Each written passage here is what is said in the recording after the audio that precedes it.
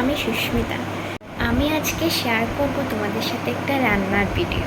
খুবই সিম্পল নিরামিষ রান্নার ভিডিও বলতে পারো, নিরামিষ। তো আমি মাঝে মধ্যে রান্না করি, কিন্তু ভিডিও করি না, কারণ রান্নার সময় ভিডিও করাটা আমার পক্ষে খুব কষ্ট হয়ে যায়। আজ ভাবলাম যে আজকে একটু অন্য কিছু ট্রাই করব। আজকে যেটা আমি তোমাদের সাথে শেয়ার করতে চলেছি, সেটা আমি আজকে ফার্স্ট টাইম ট্রাই করছি। তো ভাবলাম তোমাদের সাথে শেয়ার করি, ভিডিও বানাই, ব্লগ বানাই। চলো আমার রান্নার ভিডিওটা দেখে নাও। তো আজ আমি ভাবলাম যে ছানা কুমড় দিয়ে একটা ভাজা ভাজা মতো রান্না করব। ঘরে পনিরও ছিল, কুমড়ো ছিল। তো আমি এখানে পনিরগুলোকে দেখো এইভাবে জিরা কাটার মতো কেটে নিয়েছি। পুরো ছোটো ছোটো করে কাটিনি, একদম জিরা কাটা হয়নি, একটু বড় বড়ই সাইজে রয়েছে। আর এখানে কুমড়গুলো আমি সেম সাইজে কেটেছি। তো আমি এখানে রান্না শুরু করে দিয়েছি।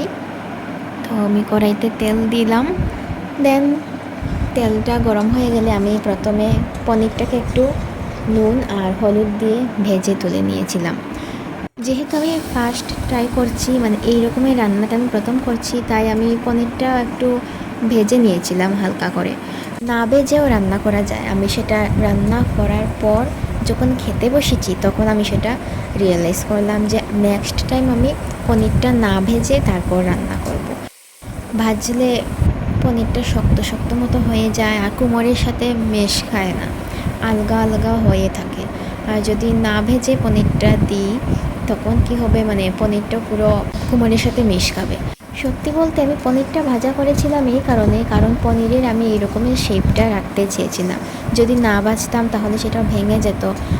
কুমড়ের সাথে লাগতে গেলে তো ভেঙেই লাগে, কিন্তু যেহেতু এটা ফার্স্ট টাইম, তো সেকেন্ড টাইম আমি যখন করব তখন একদম পারফেক্টভাবে করব। তখন এর ভিডিওটাও আমি আবার শেয়ার করব তোমাদের সাথে।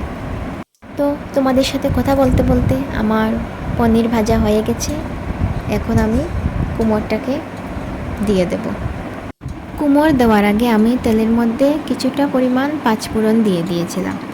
তারপর আমি কুমড়টা দিয়ে দিয়েছি। যেহেতু আমি এটা ভাজা করব, কোনো রকমের চচ্চড়ি বা তরকারি টাইপের হবে না। আর চচ্চড়ি বা তরকারি টাইপের হলেও আমি একদমই জল দিইনি। আমি একদমই কুমড়োর থেকে যে জলটা বেরিয়েছে সেই জলেই সিদ্ধ হবে। আমি খুব একটা রান্না করি না, মাঝে মধ্যে টুকটাক যখন আমার নিজের মনে হবে যে আমি এখন এটা বানিয়ে খাবো, তখন আমি আমার এই রেসিপিটা আমি নিজে বানিয়ে খাই। কিন্তু খাওয়ার সময় দেখি যে যেরকমটা ভেবেছিলাম সেরকমটা হয়নি।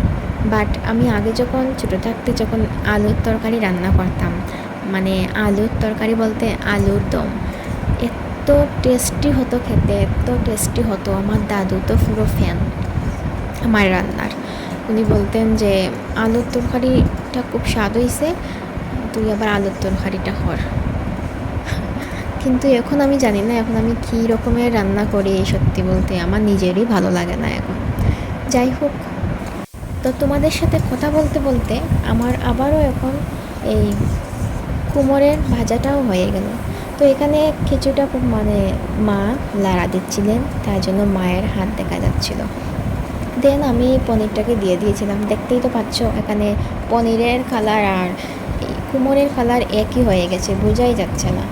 তো আমি একবার করলে তো বোঝা যায়, আমি তো ফার্স্ট টাইম করছি, সেকেন্ড টাইমে আরও ভালো হবে, লাস্টের টাইমে আরও ভালো হবে। তো আমি শেয়ার করবো তোমাদের সাথে, তোমরা দেখতে পারবে। তো হয়ে গেছে, দেখে কিন্তু মনে হচ্ছে যে খুবই খারাপ হয়নি। কি খুব খারাপ হয়েছে? যদি কারোর মনে হয় খারাপ হয়েছে, কমেন্ট করে অবশ্যই জানাবে। যাই হোক, তো এই তরকারিটা গরম গরম ঝরঝরা ভাতের সাথে আর রুটির সাথে তো অবশ্যই যাবে। রুটির সাথে দারুণ লাগবে খেতে এটা। তো আজ এই পর্যন্তই থাক। তো চলো এখন আসি, টাটা।